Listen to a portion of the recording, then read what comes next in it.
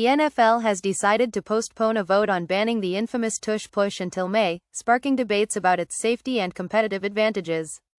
This decision came during the owners' meetings on Tuesday, leaving fans and players eagerly waiting for the final ruling.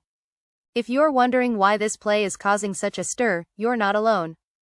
The tush push is a play where a quarterback, usually in a short yardage situation, is pushed by his teammates to gain an extra yard.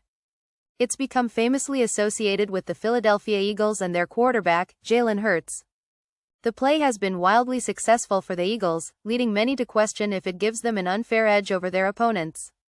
Travis Kelce, the Kansas City Chiefs star tight end, has some strong thoughts on the issue.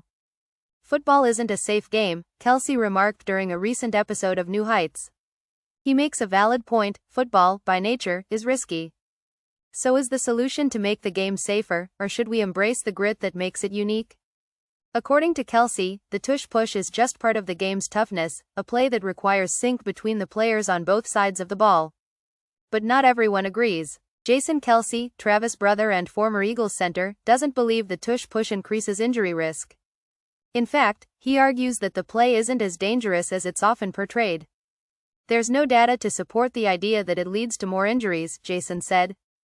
He points out that the play is more about energy exertion than high-impact collisions.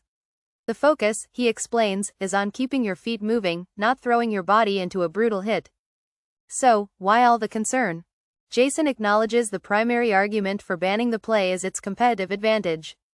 The Eagles' success with it has been undeniable, and some teams may feel it puts them at a disadvantage. However, Jason Kelce believes that even if the tush push is banned, the Eagles would still excel with a traditional quarterback sneak. It's worth asking, what does this ban mean for the future of the NFL?